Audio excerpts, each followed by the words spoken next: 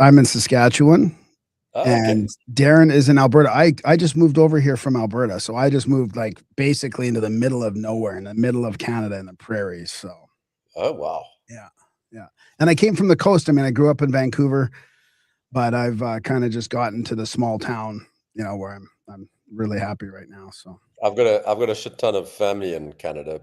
yeah. They're all completely bananas, but you they went completely down the whole mainstream media path on just about every scam that there has been in the last 5 years. So I I hope don't speak to them anymore. I hope you're okay if because that we are alive, so I hope you're okay with your family knowing about that. They probably won't watch it anyways. No, they're not. They're definitely not going to watch this. So yeah, welcome back to Grimerica Outlawed. We have Nick Hudson with us. He's the chairman of pandata.org, private equity manager, actuary, applied epistemologist, and he's looking for not a great reset. Thanks for joining us, Nick. We're super happy to have you here. No, great to be here. Thank you very much. Yeah, yeah, yeah. So you are in South Africa then, eh? Yeah, That's Cape Town. yeah. I don't know if you guys have ever been here. One of the I most haven't. beautiful cities in the world. I haven't, but yeah, I've heard that. Yeah. So, I mean, I guess for context, we should probably just touch on Pandata and your role, why you guys created that in COVID, just to sort of bring some context to what Pandata was doing during COVID and that, and then we can kind of jump into some more like current event type global affairs. Yeah, sure. I mean, we have to go back to the early months of 2020. For my day job, I run a private equity fund, and I had my investor conference coming up in February. There was a little bit of stuff in the news about this virus that was supposedly new and discovered in China, and everybody was getting a little bit hysterical about it and so on. And I decided to look into that just as a topic that I might be asked questions about at my annual conference at the end of February.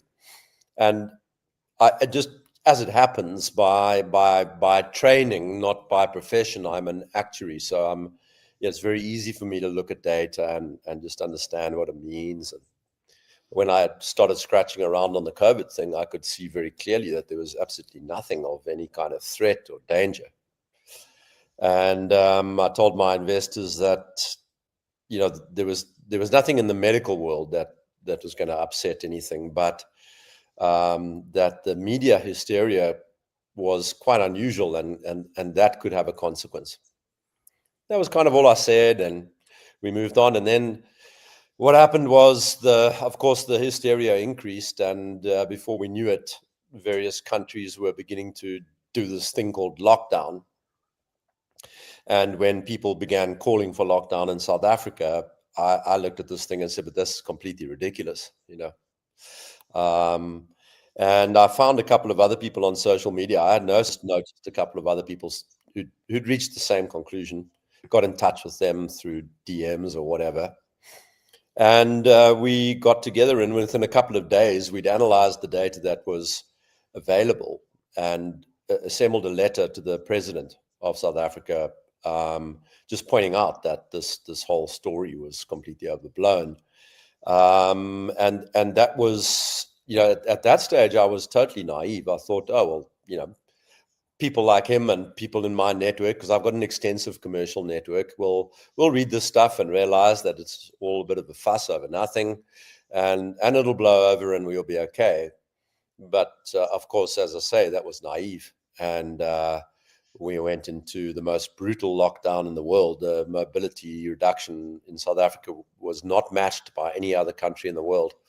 And it was completely crazy, right? I mean, you've got a pretty young population, so even if you believe that there was really a novel deadly virus around, which I don't, by the government's own statistics, this was a thing that really only affected geriatrics.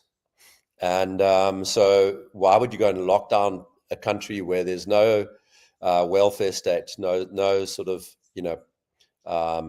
furlough or any kind of mechanism to deal with people you're putting out of work? This is just deadly stuff. The economy mediates life, and you're shutting down the economy. I looked at it and couldn't believe it. things were being contemplated.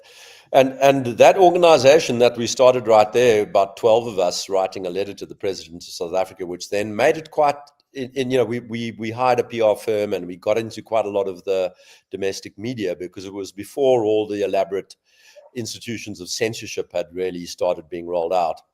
And it created a huge furore. Within months, I had people who I discovered were in, US and UK intelligence community assets writing smear articles about me. I had people bringing professional misconduct complaints against me. I had people smearing me on social media. I had South African Secret Service people sitting in a car outside my office, adopting threatening behavior. It was quite crazy what went on in response to a very measured, reasoned argument that there was something going wrong here in this overreaction. Well, that'll make you a dissident. That'll sure make you a dissident. Yeah, it really did, because, I tell you, there's nothing quite like finding out that there are spies, glowies, spooks on your ass to make you realize that you're 100% right. And I guess that must have changed your whole, attitude toward everything since then. That was kind of your moment, right? Yeah, I can barely remember the person that I was in 2019. Yeah. What the people who I've met, the experiences I've had, the change in my perception of the world and of other people has been so shaken by all of this. And you can't, it's not as if it's something you can recover from, because it's a life-altering event. And it's also shakes you to your very soul, because of my whole perception of other people was radically altered. I used to have like quite a benevolent attitude towards my fellow humans, and thought that they were by and large like a resourceful and serious bunch. And you kind of, I liked people in general. I definitely didn't have a misanthropic bone in my body. But then when I realized how quickly their behavior changed in response to fear, I began to think about them very differently. It's unbelievable. That is so similar. It's hard to believe that we're listening to somebody like yourself, and it's the same feelings that we talk about and that we've had. Like, it really is exactly the same. It's like everything's changed. The way we look at the people we were Darren and I were talking about, in early 2022, like, it felt like we were going to get told on because we were having too many people over for Christmas, that kind of thing. Like, they were ready to turn in their neighbors in Canada. It's that crazy.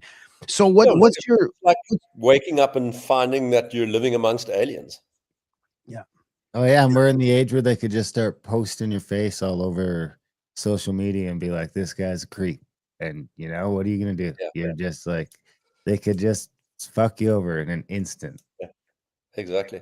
So are you happy with like looking back now? Because this is something I don't even know myself. I flip-flop back and forth, but you're kind of approaching sort of this thing at a higher level now, and sort of what's happening all over the world.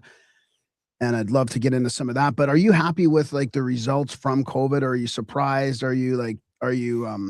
Because I thought that we were going to be past a lot of this now, but I still see that, in Canada, for example, it's hard to believe that, even though all this information has really come out, and it's been out since you've been doing the Pandata work, but it's really come out, and yet somehow our institutions are still allowed to continue on as if nothing is wrong. So are you pretty shocked by that, or? It's an interesting question. I would say this, that I always feel better when I have a sense that I've come closer to reality. And I might not like what I see, but the dominant and overriding sense that I find myself with is that, okay, in 2019, I had this naive view of how the world worked, and I was very harshly disabused of that view. But I'm very glad that I'm separate from the vast mass of humanity who were taken in by the scam and who behaved atrociously and who, took their children out of school and put them under masks and lined up to take an experimental genetic therapy dished out to them by, the most corrupt company on earth, without raising an eyebrow.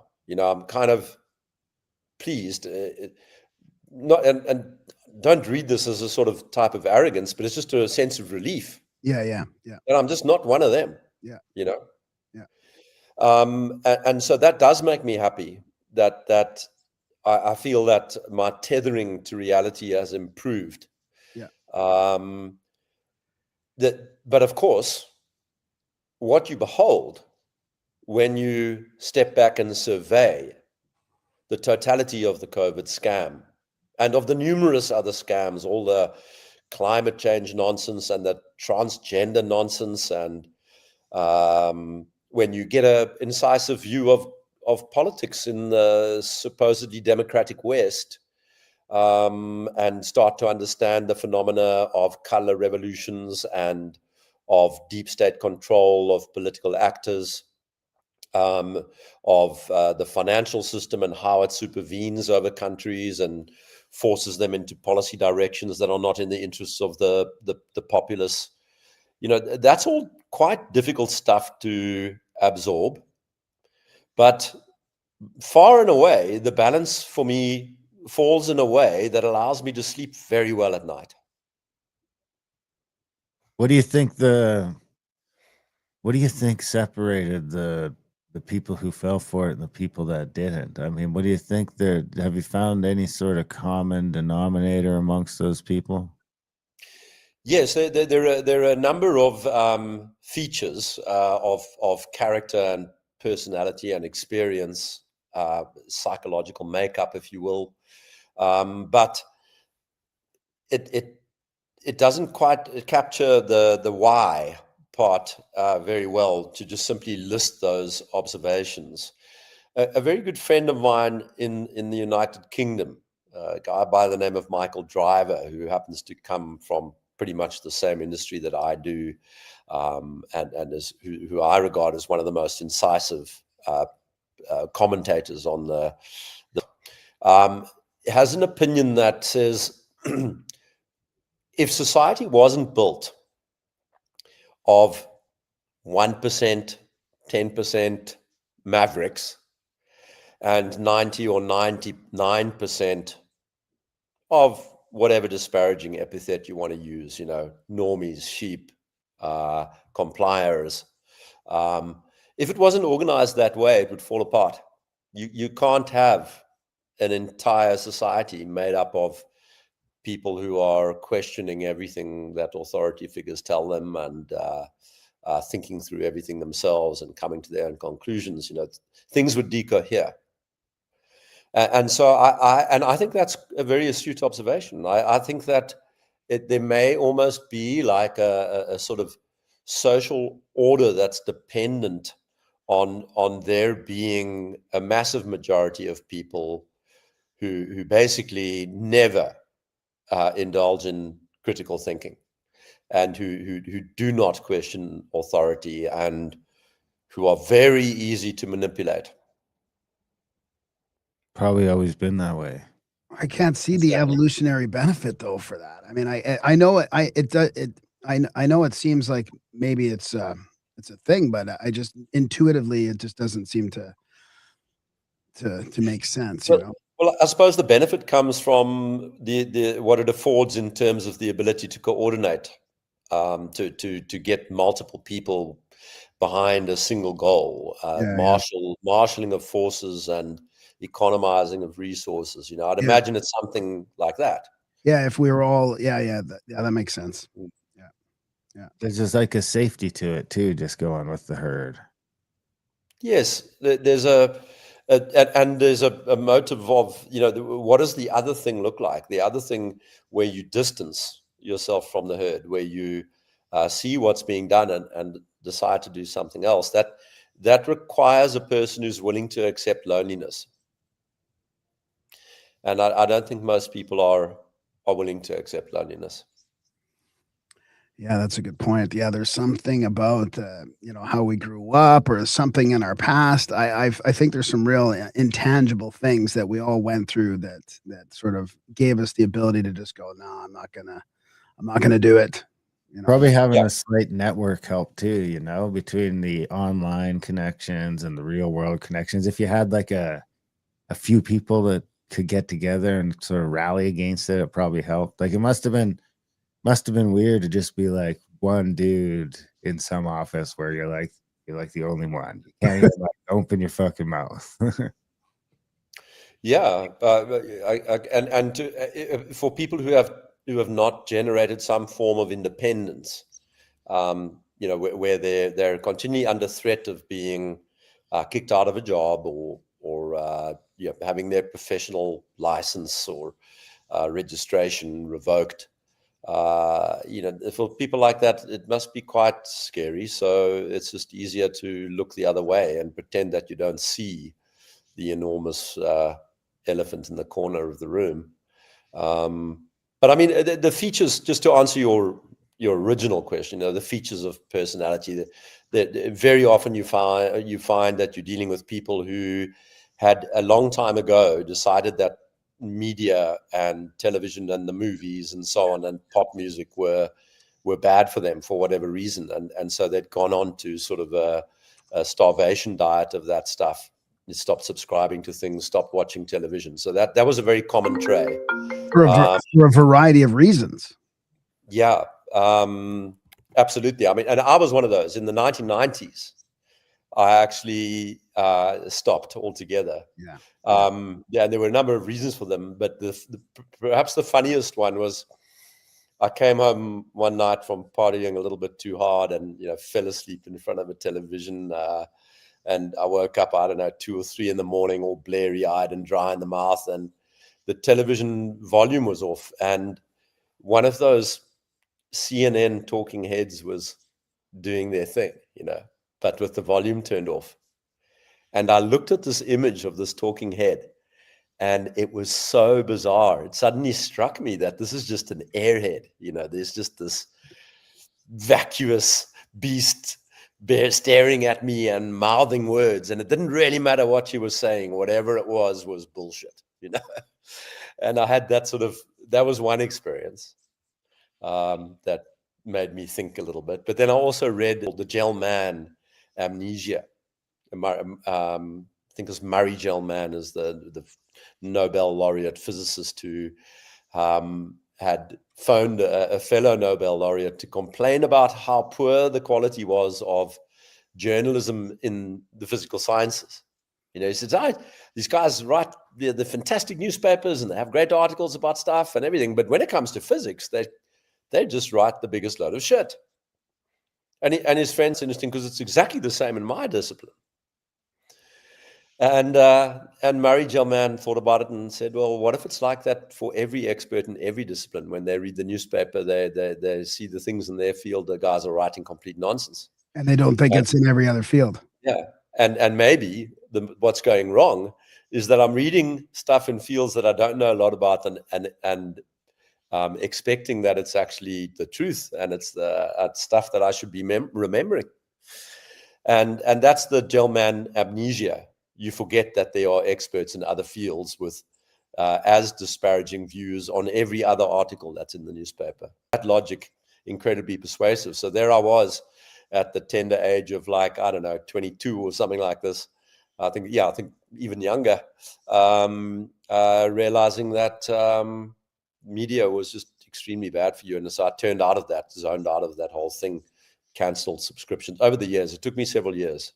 I still had one subscription going to The Economist or the Financial Times or some such as late as 2005. But I pretty much never read it. And what I found was that not having a news source doesn't affect your ability to be effective in the world of commerce and finance one bit. Wow. It probably works the opposite in a way. I would readily agree with that. The people who think that it matters what the CEO of this or that listed firm has to say about why his stock price moved 1% yesterday, you know, those people can't possibly have a clear picture of reality. They can't be working in a world in an effective way other than by sheer accident. It's so interesting. I mean, our we came at it from different, like mine was from, you know, UFOs, seeing the mainstream media lie about UFOs and make fun of that, and spirituality and the whole like sort of atheism versus like the greater spiritual reality. And also I mean, I just didn't have a TV for quite a few years too. I think that all had something to do with, you know, just this underlying distrust that I had for the talking heads on the TV. And then of course, you know, Darren and I were censored before COVID for talking about vaccines. So we were pretty primed. We were really primed for like just going, whoa, what's going on here? They're talking about vaccines already. Like that is a major red flag. So yeah. Darren, did you have a what have you noticed sort of post-COVID in the aftermath in some of those pardon me. In some of those fields of professionals, what have you noticed? Because you were kind of talking about how the newspapers were getting everything wrong, and that seems to be, could have been maybe a canary in the coal mine for where all of society was sort of heading, looking at it 20 years later. It seems like those could have been canaries in the coal mine for the entire, like, all of the institutions falling apart that hold the establishment together. It's interesting. A couple of weeks back, I spoke at a very august event in South Africa. It was the 40th annual Libertarian seminar. And I have a little joke about that. I'm not a libertarian. I think quite a lot of the things I say sound similar to what libertarians might say, but I kind of reject isms of all kinds. You know, I'm not a person who's a great believer in labels and categories. I don't like to be pinned down in that way. But I sort of jested at the event. I said, you know, if I walk in here and tell somebody at this conference that I'm a libertarian, within 2 minutes, they would have explained to me either why I'm not or why I'm the wrong sort of libertarian. If I walk in and tell them that I'm not a libertarian, within 2 minutes have told me why I actually am one. You know? And so I think that's sort of just a feature of the way libertarians think. But there I was at this event. And about a year back, I actually just dropped all pretenses of trying to stay inside the Overton window. People misunderstand that if they get me on a podcast or ask me to speak at an event, the most extreme stuff can come out of my mouth. I'm not going to be guarded. I'm not going to hold back because I'm worried that people think I'm crazy or something like that. I'm past that point, you know. And so I got up and I delivered a full-throated summary of the state of the world and the extent to which we have rogue intelligence communities and the financial center of it all, and the Bank for International Settlements in the City of London supervening over the global society and intervening in invalidating democracies all over the world. You know, I gave a really pretty extreme conversation for you know, this is a bunch of pretty serious people. They're not too far from mainstream or part of mainstream. And I kind of like gave my talk and walked off the stage and thought, oh, well, you know, if I've reached 2 or 3 people in the audience, then that's great. And blow me down, that talk won the award for best audience voted award for best speaker of the year. Good for you. Wow. And let me tell you who else was speaking. We had Rand Paul, the U.S. Senator, Thomas Massey, the U.S. Congressman from what state is it? Kentucky? I don't know. But these are pretty, first of all, gifted public speakers and accomplished public speakers with something to say, and a lot of people who listen to them, especially amongst libertarians. And there I was delivering this kind of thing that I thought would have most conspiracy theory, blah, blah, blah, all that kind of stuff. And I got best speaker prize. You could have knocked me over with a feather. And that is on your Twitter. You've got that whole thing written out right on your X account from, I think it's the 9th of December, I think. Well, yeah, that's right. It was the day before yesterday, the night before yesterday. Actually, it was only 36 hours ago that I decided, oh, what the hell, I'll just stick the text out there, because I'd waited for so long for the actual video recording of the talk to come out, and I kind of wanted to start talking to people about it. So I just cut and paste the text from my Word document onto Twitter and tidied it up a little bit. And it's interesting. The reactions have been very positive. And I don't know why. I'm still surprised, because I guess, I thought, well, something that suits this relatively normie audience, well, that means it's going to bomb with my audience on Twitter, because I've got every kind of conspiracy theorist and freak show in my following. Of course, some geniuses and some amazing thinkers as well. But I thought, if it goes down for the one audience, it's going to go down horribly for the other. But they like it too.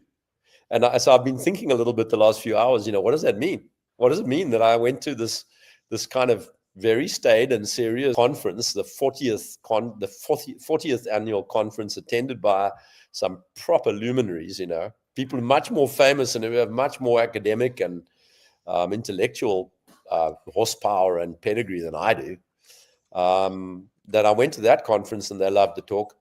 And then I publish it on Twitter, where I'm shadow banned and echo boxed up the wazoo, and they like it too. What does that mean? It means something. Well, also the thing that you can't leave out of that analysis is that you kind of went for it. You didn't care about censoring yourself. You didn't care about, you just were authentic in, like, this is how I feel right now. This is what's going on. So I think there's something to that. Like, I think people can resonate and see through that or into that.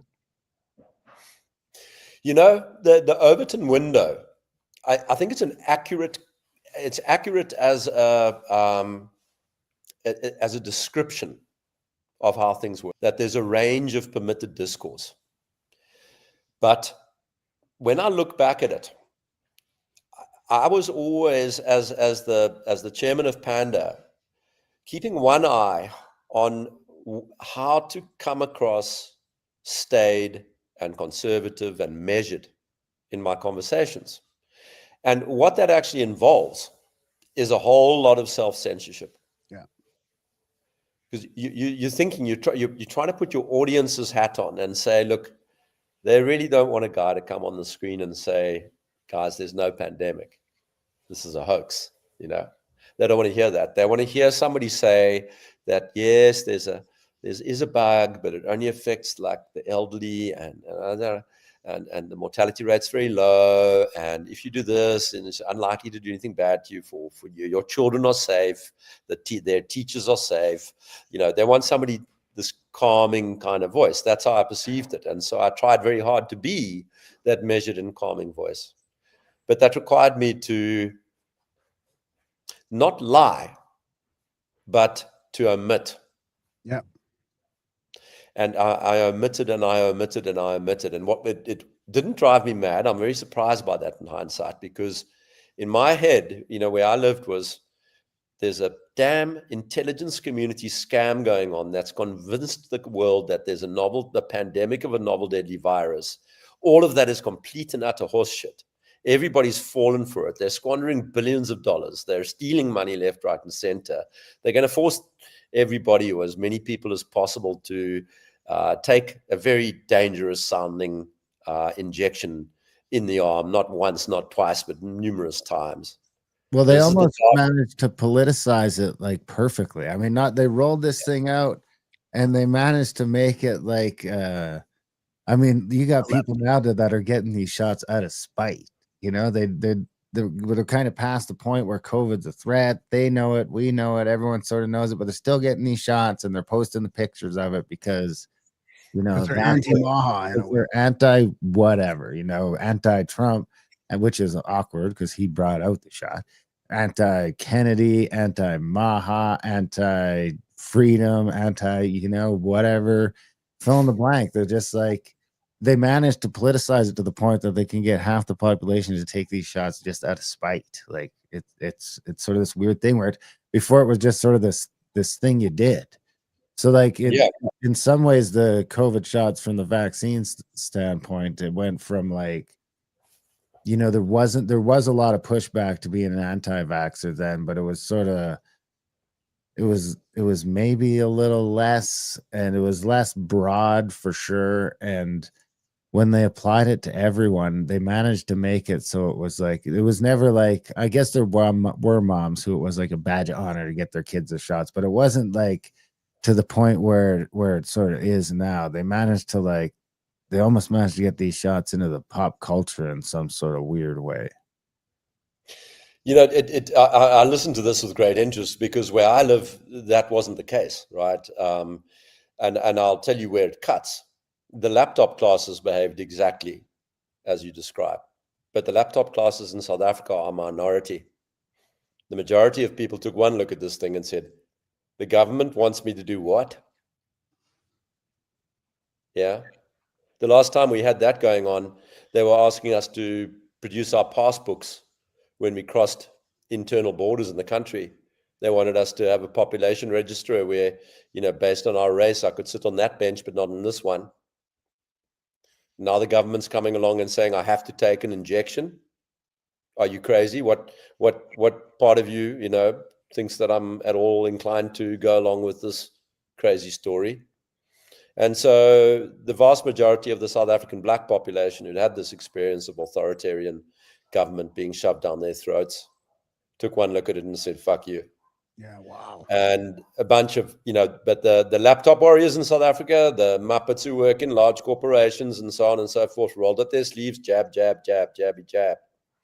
And now, of course, the cancer rates are up and the heart problem rates are up. And even in young people, it's tragic. It makes my blood boil.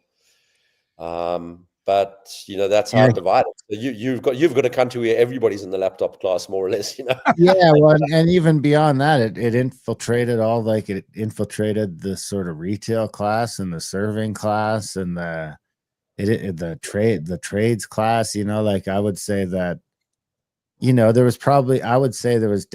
probably had larger percentages of non-vaccinated people, like say where Graham and I used to work, but it was still low, man. Where there was like 4 or 5 of us out of like 40, you know. And like, I think what you're saying is that it was left leading. I mean, Canada's right is still center. It's not, we are like way left of America. I think that's how I think, Darren, what you're describing is how it got political. Well, it seemed to at least over here, it seemed to become just like saying if you're on the left, you got your shots, period. And in the beginning, it was like if you're on both sides, you got your shots. But lately, at least, it seems to be if you're on the left, you get the shots. If you're on the right, you don't get the shots. Oh, really? Okay, that's interesting. Yeah. I mean, I have a bit of a problem with the division of left and right, and maybe we will flag up and discuss that later. It's interesting to hear that. And it does kind of explain, you know, what I understand to have gone on in my own family, kind of just bamboozled by it all, you know, despite having lists of degrees as long as their arms and well-to-do positions and incomes and wealth and so on. They saw through nothing. I wanted to pick up on the sort of the broad arc of what we were talking about. This when I said that it means something. That an audience that I was expecting to only find minority support among was actually broadly supportive and unafraid to say so in the question and answers and in the cocktail party afterwards and so on, at the dinner party. Do you know the rough age group? The rough demographic. Yeah, I definitely do. I mean, it was live. This is a real event, so I'm sitting with the people and talking to them. I mean, I would give it average age somewhere in the 50s, with an age range of 35 to 85. Probably an average in the high 50s even. Racially tilted towards white in South Africa. That's just still a feature, is that, if you're going to organize an event of people who are interested to talk about political science and political theory and economic theory, and it's a voluntary event, you can try as hard as you like, but most of your audience is going to just be, white people. Yeah, I look at this and it does buoy me up a little bit, because I'm pretty sure 2 years ago that same audience would have given me gears about that speech. And I was, as I said, no holds barred. You can go and read what I said there.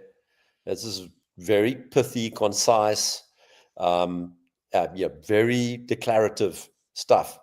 I'm not like, oh, maybe we need to get the intelligence community to be back in the box a little bit. They've just pushed the boat out too far. No, I'm like saying these guys are a criminal elite that's been in control of things for decades, and if they ever acted in the interests of their sponsor countries, they definitely don't now, and I doubt whether they ever did. And it's a merged criminal entity. It's not CIA, MI6, and Mossad. These are people who are, in essence, have merged a criminal enterprise and who supervene over, countless millions, disrupting their polities and their internal stability in countries as far-flung as Nepal at the moment. I mean, can you believe it? The CIA is regime-changing little old Nepal up in the Himalayas, population, I don't know what, couple of million or something. What the hell? Do y'all got boomers over there? Yeah, we got boomers within the white population, which is, and you've got to understand that's less than 5% of the population. But we definitely have the same phenomenon, post-war babies. That seems to be where we're running into trouble in Canada specifically. I mean, I hate to be, because everyone's blaming the boomers for everything right now, but it does seem to be the boomers that are kind of screwing us in the elections, if those are even real. And it's just like, it's the boomers that are still getting the shots. And it's just like, I mean, I know some boomers, and it's just like impossible to get through to them on it's just impossible. It's not like you're fighting with them, because they tend to take it with like a pretty good attitude, but you ain't getting through. There's like no mechanism there. It's like that generation just like trust the state too. They won the war, and when those babies were born, man, propaganda was at like an all-time high to trust the government. Yeah. No, and there's let's be honest, it worked out pretty good for them to trust the government in the end too, up and arguably, but shit wasn't great, but they were at least making money, and most of them ended up with a bit. No, and they've got a thing coming now. Their retirement benefits are basically not funded.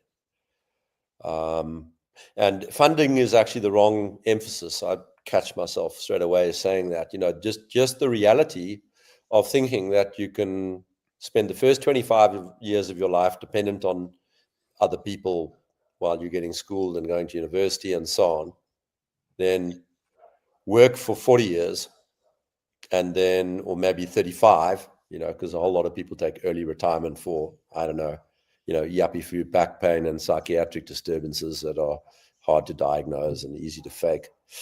But you work so you're gonna study for 25 years, then work for 35 years, and then live for another 25 years again without producing a thing. So what does that stack up to? Well, you're going to spend 50 years as a extraction in extraction mode, and 35 years in contribution mode. The only way you're going to get that right is if you enslave your own children and make them do exactly the opposite. Work from 18 to 90 or 18 to 80. It's the only way you get that right. It doesn't matter whether, how you set up the benefits and arrange the funding and all of that kind of, you can just ignore that. That's all what you call in finance, just intermediary structure, institutional structure. But if you believe that it's okay that you're going to work for a short while and coast and live off somebody else for a long while, well, that's the same as demanding that somebody else be enslaved. And that's the reality that they can't allow their gaze to rest upon. Right. It's a pyramid They're sitting scheme. there expecting to receive benefits, comfortable benefits, including medical and income and so on, for decades. And it ain't going to happen. It's legit a pyramid scheme. It seems like that's, and Yeah, they're in early enough where it's okay for them, but it's going to collapse fairly soon after. So, but I wanted to make sure you got your final thoughts on on what it meant. What does it mean with the response to your write up there? So, are you saying that you're pretty much happy with the way how far the Overton window has shifted now that it's, or was there anything else you wanted to say about that? Look, I mean, let's look at the one central message I delivered. It was that democracy is illusory and always has been. That you think that people vote and then guys get into power and they implement the will of the majority. Otherwise, they don't get reelected. Blah blah blah blah blah. No, it's not how it works at all. A limited menu of candidates gets picked by an elite. They're manipulable for a variety of reasons. They have in common policies that tick off most of the important boxes, and they differ superficially. And then they stage manage this whole dramatic primaries and elections and posters and speeches and policy documents and so on. But it's all distractive, divisive nonsense. And the actual outcome of the election has no bearing on anything important in the putative democracy that you inhabit. That's one hell of a message. And I think the fact that people are starting to hear that without saying, gee, that guy's crazy, where they're actually starting to say, yeah, well, let's discuss that. I know what you mean. Like Trump, Harris, they're all complete clowns. I can see that. Joe Biden, Sleepy Joe, he's a clown. Barney. Obama's just this empty vessel. He gets up and does these impassioned speeches about absolutely nothing at all, just hollow, empty vessel stuff. Bill Clinton looks as slippery as shit. How far back do I need to go in American history until I find somebody who actually looks like a genuine human being trying to do something for the population? Well, I mean, it's the West. It's not just America. I mean, look at the UK, look at Canada, Carney, look at what's happening in Europe. Yeah, Carney and Trudeau, are actually walking a very well trodden path. Not least of all by Trudeau's father. This is sending you a message. These guys are actors. They're empty. They're devoid of any kind of principle or sense of what's good for anybody else. They're self-serving. Sorry, I take that back. They serve an elite. Yeah. They serve somebody else. Is it the same elite that's always been sort of in the shadows? Because my theory is that democracy was just a scam, so we would, not know. We couldn't keep our eye on the target anymore. Yeah, I'm very, very sympathetic to that kind of reasoning. I think that the ideas that motivate or that are used by the elite are the consistent thing. I don't think there's quite as much consistency or durability of families and names and structures as some people would suggest. I think there's rivalry at the top, and there are objectives that are shared and ideas that are promoted because they align with those shared objectives and so on. So there's a living, breathing parasitic elite with not necessarily continuity across eons in terms of who's running the show.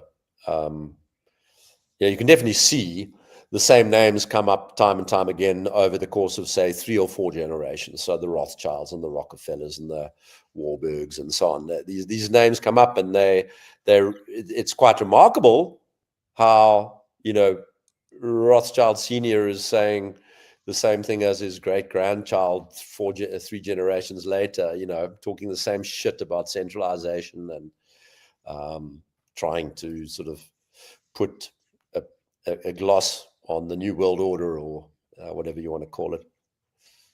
There's that. But I think people often people want to be able to scapegoat. They want to be able to blame. They want to be able to have a villain, an evil doer,